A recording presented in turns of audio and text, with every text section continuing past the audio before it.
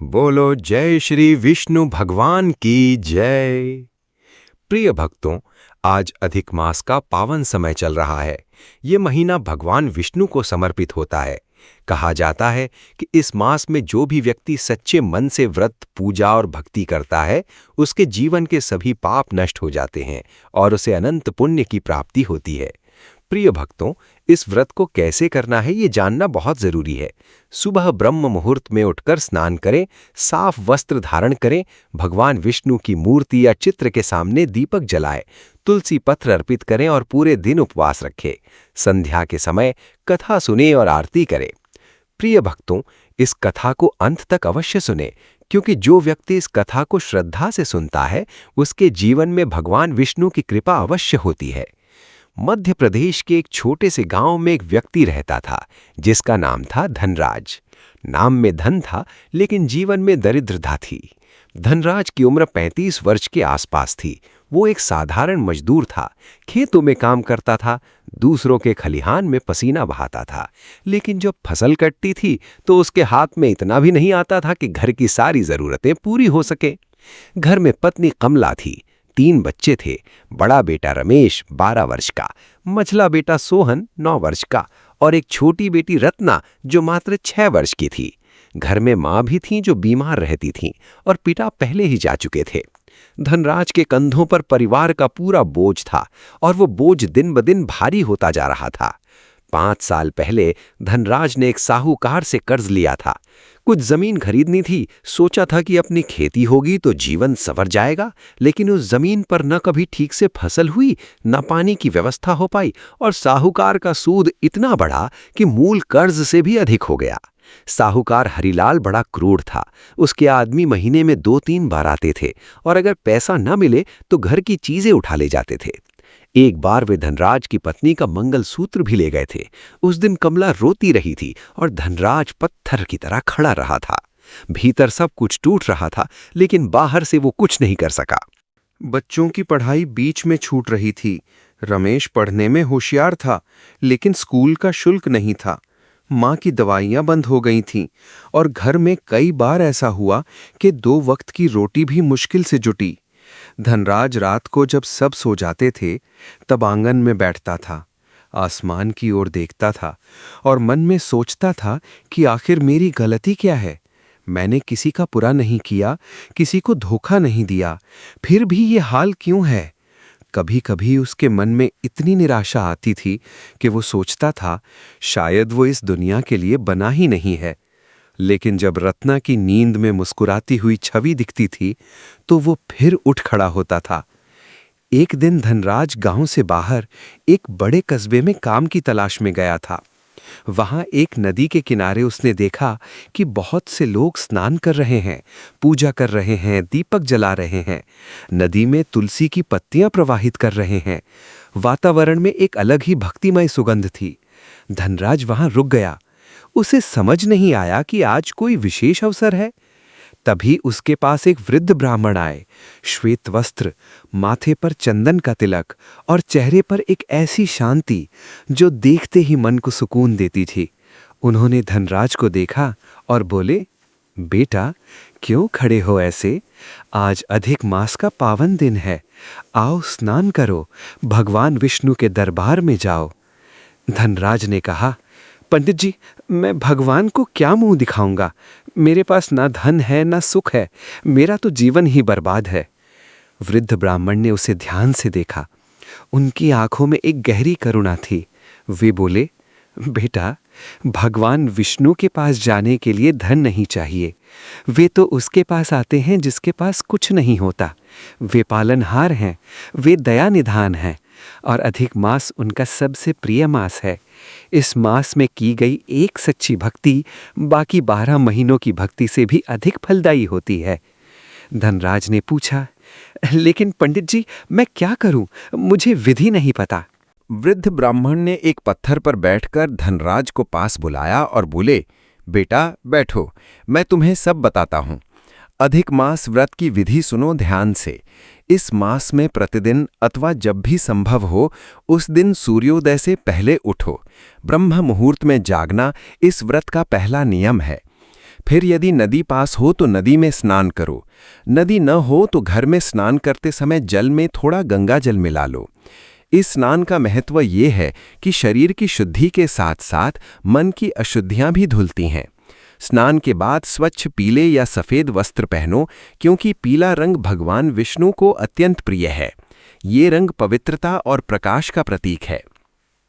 पंडित जी ने आगे कहा, फिर घर में भगवान विष्णु की मूर्ति या चित्र के सामने बैठो। पहले आसन को गंगा जल से शुद्ध करो। भगवान विष्णु को पंचामृत से अभिषेक करो, अर्थात दूध, दही, घी, शहद और शक्कर मिलाकर उनका अभिषेक करो। ये अभिषेक उनकी प्रसन्नता का सबसे बड़ा साधन है। फिर घी का दीपक जलाओ और उस दीपक को जलाते समय मन में ये संकल्प लो कि मेरे जीवन का ये अंधेरा अब भगवान की कृपा से दूर होगा। तुलसी की पत्तियां भगवान को अर्पित करो। तुलसी के बिना भगवान विष्णु की पूजा अधूरी मानी जाती है। तुलसी उनकी सबसे प्रिय पत्र है। पीले फूल भी चढ़ाओ, विशेष रूप से पीला गेंदा और चंपा। शंख बजाओ यदि हो तो। शंख की ध्वनि से वातावरण पवित्र होता है और नकारात्मक शक्तियां दूर होती हैं। पंडित जी ने एक गहरी सांस ली और आगे बोले, इस मास में प्रतिदिन विष्णु सहस्त्रनाम का पाठ करने का विशेष महत्व है। यदि पूरा पाठ न कर सको तो कम से कम ओम नमो भगवते वासुदेवाय मंत्र का 108 बार जाप जरूर करो। ये मंत्र भगवान विष्णु का सबसे प्रिय मंत्र है। इस मंत्र में ऐसी शक्ति है कि जो इसे सच्चे मन से जपता है उसके जीवन के सारे कष्ट धीरे धीरे दूर होने लगते हैं। पाठ के बाद भगवान को तुलसी मिश्रित जल अर्पित करो, मिठाई का भोग लगाओ और यदि सामर्थ्य हो तो खीर का भोग लगाओ, और यदि सामर्थ्य न हो तो एक मीठा फल भी पर्याप्त है, क्योंकि भगवान भाव के भूखे हैं, भोग के नहीं। धनराज मन लगाकर सुन रहा था। पंडित जी बोले, इस मास में व्रत का भी विशेष महत्व है। यदि प्रतिदिन व्रत न रख सको तो सोमवार और एकादशी को अवश्य रखो। व्रत के दिन नमक और अनाज का त्याग करो, फलाहार करो और मन में ये भाव रखो कि ये त्याग मैं भगवान विष्णु को अर्पित कर रहा हूँ।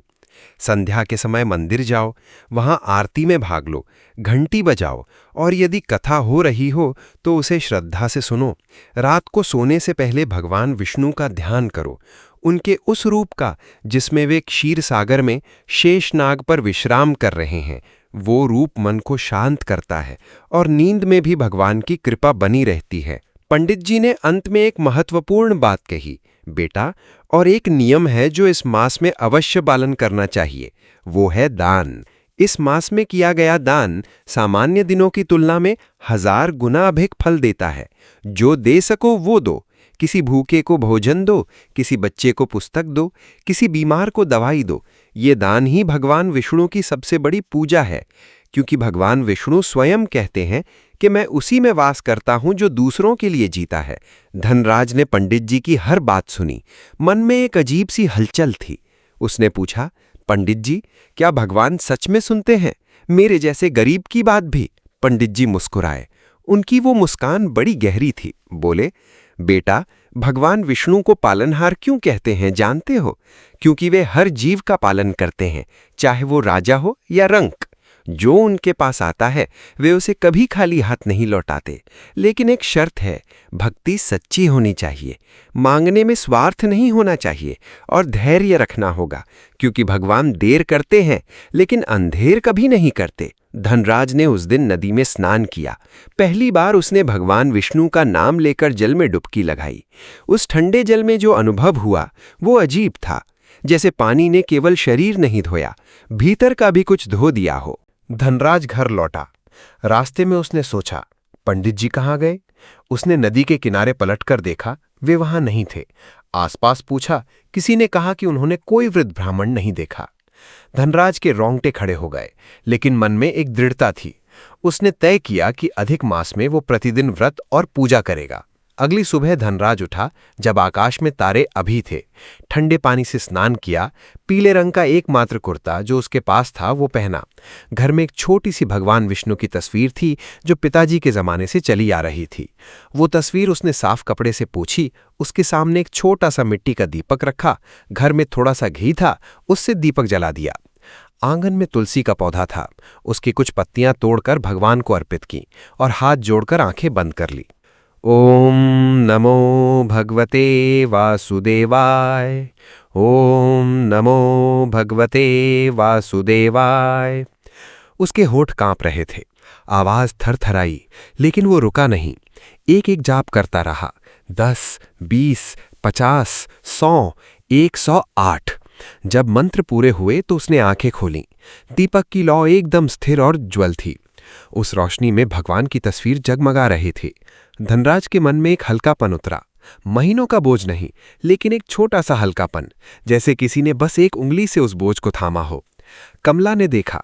वो पास आई और धनराज के पास बैठ गई। बोली, आज क्या हुआ? पहले कभी इस तरह पूजा नहीं की तुमने? धनराज ने सब बताया। कमला चुपचाप सुनती रही। फिर बोली, मैं भी व्रत रखूंगी। उस दिन से उस घर में एक नई सुबह शुरू हुई। दूसरे दिन धनराज काम पर जाने से पहले पूजा करता था। पंचामृत का पूरा इंतजाम नहीं था, लेकिन थोड़ा दूध और थोड़ा घी मिलाकर भगवान का अभिषेक करता था। तुलसी की पत्तियां अर्पित करता था, मंत्र जपता था और शाम को काम से लौटने के बाद कस्बे के विष्णु मंदिर में जाता था। वो मंदिर 3 कोस दूर था। धनराज पैदल जाता था। थकान होती थी, लेकिन मंदिर की घंटी सुनते ही थकान जैसे उड़ जाती थी। प्रिय भक्तों, यहाँ एक बात समझना जरूरी है। भगवान विष्णु इस सृष्टि के पालन करता है। वे वही हैं जो इस सृष्टि को टिकाए हुए हैं। जब जब धर्म का नाश हुआ, जब जब असुरों ने धरती पर अत्याचार किया, भगवान विष्णु ने अवतार लिया। राम बनकर आए, कृष्ण बनकर आए, वराह बनकर आए, नरसिंह बनकर आए। उन्होंने हर बार ये सिद्ध किया कि जो धर्म पर चलता है, जो सच्चाई के रास्ते पर है, जो दूसरों की सेवा करता है, उसे भगवान कभी अकेला नहीं छोड़ते। और अधिक मास उनका वो विशेष समय है जब वे अपने भक्तों के और करीब होते हैं, जब उनकी कृपा और भी सुलभ हो जाती है। लेकिन भगवान की परीक्षा तो होती ही है। अधिक मास के 10वें दिन हरीलाल साहूकार के आदमी आए। इस बार उनके साथ कुछ लठैत भी थे। उन्होंने धमकी दी कि यदि इस महीने पूरा कर्ज नहीं चुकाया तो घर की जमीन ले ली जाएगी। धनराज के पास उतना पैसा नहीं था। कमला डर गई, बच्चे सहम गए और धनराज के हाथ पे जो रोटी थी वो छूट गई। उस रात धनराज आंगन में बैठा रहा, बहुत देर तक। आसमान में बादल थे, तारे नहीं दिख रहे थे और मन में एक घुटन थी। उसने भगवान की तस्वीर की ओर देखा और मन में पूछा, भगवान, मैं इतनी भक्ति कर रहा हूं, फिर भी ये क्यों? और फिर उसे पंडित जी के शब्द याद आए, भगवान देर करते हैं लेकिन अंधेर कभी नहीं करते। धनराज ने आंखें बंद की और ओम नमो भगवते वासुदेवाय का जाप शुरू किया। रात के सन्नाटे में वो मंत्र गूंजता रहा और उस मंत्र में धनराज की आत्मा की पुकार थी। अगले दिन धनराज काम पर गया। राम सिंह जी ने उसे बुलाया और कहा, धनराज, मैंने देखा है कि तुम बहुत मेहनती हो और ईमानदार भी हो। मुझे एक विश्वसनीय आदमी चाहिए था जो मेरी खेती का पूरा हिसाब किताब संभाले। क्या तुम ये जिम्मेदारी लोगे? मैं तुम्हें दोगुनी मजदूरी दूंगा। धनराज के पांव कांप गए। उसने हाँ किया और उस शाम मंदिर में उसने सबसे लंबी और सबसे गहरी प्रार्थना की। नई जिम्मेदारी आई तो नई परीक्षा भी आई। राम सिंह जी के एक रिश्तेदार ने धनराज पर झूठा आरोप लगाया कि उसने हिसाब में गड़बड़ी की। राम सिंह जी को शक हो गया। धनराज की मन में एक तूफान उठा, इतनी ईमानदारी के बाद ये। लेकिन उसने झुककर सब सहा और उसने कहा, राम सिंह जी, सब हिसाब जांच लो, मेरे पास एक एक पैसे का लेखा है। जांच हुई, सब सही निकला। राम सिंह जी को पश्चाताप हुआ। उन्होंने धनराज से माफी मांगी और उस झूठे रिश्तेदार को भगा दिया। उस घटना के बाद राम सिंह जी का विश्वास धनराज पर और भी बढ़ गया। उन्होंने धनराज को अपनी एक और खेती की जिम्मेदारी दी। धनराज की आय बढ़ने लगी। धीरे धीरे कर्ज उतरने लगा। माँ की दवाइयां फिर शुरू हुईं। रमेश का स्कूल में दाखिला फिर हुआ और घर में जो उदासी पसरी थी वो धीरे धीरे हटने लगी। अधिक मास का 18वां दिन था। धनराज हमेशा की तरह मंदिर गया था। शाम की आरती हो रही थी। शंख बज रहा था, घंटियां गूंज रही थी। धूप की सुगंध पूरे मंदिर में फैली थी और भगवान विष्णु की वो प्रतिमा दीपों की रोशनी में अद्भुत रूप से जगमगा रही थी। धनराज आरती में शामिल हुआ। उसने हाथ जोड़े और आंखें बंद कर लीं। उस पल उसे एक अजीब सी अनुभूति हुई, जैसे कोई उसके पास आकर बैठ गया हो। एक गर्माहट, एक शांति जो किसी इंसानी स्पर्श से नहीं आती। वो शांति भीतर से थी, बाहर से थी, चारों ओर से थी। धनराज की आंखें भर आईं। उसने मन में कहा, भगवान, मैं जानता हूं तुम हो, तुमने मुझे छोड़ा नहीं। और उसी पल आरती की थाली में जो दीप था उसकी लौ अचानक बड़ी हो गई, फिर स्थिर हो गई। मंदिर के पुजारी ने चौंक कर देखा, फिर मुस्कुराए और कुछ नहीं बोले। उस रात धनराज को एक स्वप्न आया। स्वप्न में वही वृद्ध ब्राह्मण थे जो नदी के किनारे मिले थे। वे पीले वस्त्रों में थे, माथे पर चंदन और हाथ में एक कमल। उन्होंने धनराज को देखकर कहा, बेटा, तुमने सच्चे मन से भक्ति की, धैर्य रखा, धर्म नहीं छोड़ा, अब जो चाहते हो मांगो। धनराज ने सोचा, कर्ज मांगे, जमीन मांगे, पैसा मांगे, और फिर उसके मुंह से निकला, बस मेरे बच्चों का भविष्य उज्जवल हो, मेरे घर में भूख न रहे और आपकी भक्ति में मेरा मन सदा लगा रहे। वृद्ध ब्राह्मण ने मुस्कुराकर कहा, तथास्तु, और स्वप्न टूट गया। धनराज उठा। रात के 2 बज रहे थे। पूरा घर सो रहा था। उसने भगवान की तस्वीर के सामने दीपक जलाया और घंटों भर तक बैठकर मंत्र जपता रहा। ओम नमो भगवते वासुदेवाय। उस रात की भक्ति में जो गहराई थी वो उसने पहले कभी नहीं महसूस की थी। प्रिय भक्तों, जो वृद्ध ब्राह्मण धनराज को मिले थे, जो नदी के किनारे आए थे, जिन्हें किसी ने नहीं देखा था, जो स्वप्न में आए थे, वे कोई साधारण मनुष्य नहीं थे। भगवान विष्णु जब अपने भक्त की पुकार सुनते हैं, जब उनका भक्त टूटने की कगार पर होता है, तब वे स्वयं उसके पास आते हैं। कभी ब्राह्मण के रूप में, कभी साधु के रूप में, कभी किसी परिचित के रूप में, और वे रास्ता दिखा देते हैं जो बंद दिखता था। यही तो उनकी करुणा है, यही तो उनकी महिमा है। जो पालनहार है वो अपने बच्चों को भटकते नहीं देख सकता। अधिक मास का अंतिम दिन आया। धनराज ने उस दिन विशेष पूजा की, नदी में स्नान किया, भगवान विष्णु का पंचामृत अभिषेक किया, पीले फूल चढ़ाए, तुलसी अर्पित की, घी के 5 दीपक जलाए, विष्णु सहस्र नाम का पाठ किया, खीर का भोग लगाया और फिर वो खीर गांव के गरीब बच्चों में बांटती। उस दिन उसने अपनी सामर्थ्य के अनुसार एक ब्राह्मण को भोजन कराया, वस्त्र और अन्न दान किया। ये दान छोटा था, लेकिन मन से किया गया था, और भगवान की दृष्टि में मन से किया गया छोटा दान धन से किया गया बड़ा दान से कहीं अधिक मूल्यवान होता है। शाम की आरती के बाद धनराज मंदिर में बैठा था। पुजारी जी उसके पास आए और बोले, धनराज, इस पूरे मास में तुम एक दिन भी नहीं रुके, रोज आए। भगवान ने देखा होगा तुम्हारी लगन को। धनराज ने कहा, पुजारी जी, मुझे तो भगवान ने पहले ही दर्शन दे दिए, बस उन्होंने मेरी आंखें खोल दी हैं। अब मैं समझ गया हूं कि जीवन में जो भी होता है वो भगवान की योजना का हिस्सा है। कष्ट भी, सुख भी, और दोनों में भगवान की कृपा है। वो भगवान की योजना का हिस्सा है, कष्ट भी, सुख भी, और दोनों में भगवान की कृपा है। अगले कुछ महीनों में धनराज के जीवन में जो परिवर्तन आया वो उसके पड़ोसी भी देख रहे थे। राम सिंह जी ने उसे एक छोटी सी जमीन साझेदारी में दे दी। उस जमीन पर धनराज ने खेती की। पहली बार उसकी अपनी फसल हुई। हरिलाल शाहूकार का कर्ज उतर गया। रमेश को एक सरकारी छात्रवृत्ति मिली। सोहन ने खेलकूद में नाम कमाया, और रत्ना, जो छोटी थी, वो पढ़ाई में इतनी होशियार निकली कि पूरे स्कूल में उसकी तारीफ होने लगी। मां की तबीयत में सुधार हुआ और कमला के चेहरे पर वो मुस्कान लौट आई जो कई वर्षों से गायब थी। लेकिन धनराज ने एक बात कभी नहीं बदली। वो अधिक मास में वही नियम पालन करता था जो उसने पहली बार किया था। हर साल जब अधिक मास आता, सुबह स्नान, पीले वस्त्र, पंचामृत अभिषेक, तुलसी, दीपक, मंत्र जाप, शाम को मंदिर, और हर दिन कुछ न कुछ दान। क्योंकि उसे पता था कि उसका ये जो सुख है, इसमें से एक हिस्सा देते रहना जरूरी है। क्योंकि जब उसने पहली बार दिया था तब उसके पास कुछ नहीं था और फिर भी दिया था, तो अब जब कुछ है तो देना और भी जरूरी है। एक वर्ष जब अधिक मास आया तो धनराज के गांव में एक नया परिवार आकर बसा। उस परिवार का मुखिया था एक युवक जिसका नाम था भरत। भरत की स्थिति वैसी ही थी जैसी कुछ साल पहले धनराज की थी, निराश, थका हुआ, टूटा हुआ। धनराज ने उसे देखा और उसमें अपना पुराना प्रतिबिंब दिखा। उसने भरत को पास बुलाया, खाना खिलाया और फिर बोला, भाई, तुम्हारे जीवन में जो तूफान है मैं जानता हूं, मैंने भी वही देखा है, लेकिन एक रास्ता है। अधिक मास चल रहा है, भगवान विष्णु की शरण लो, व्रत रखो, पूजा करो और देखो क्या होता है।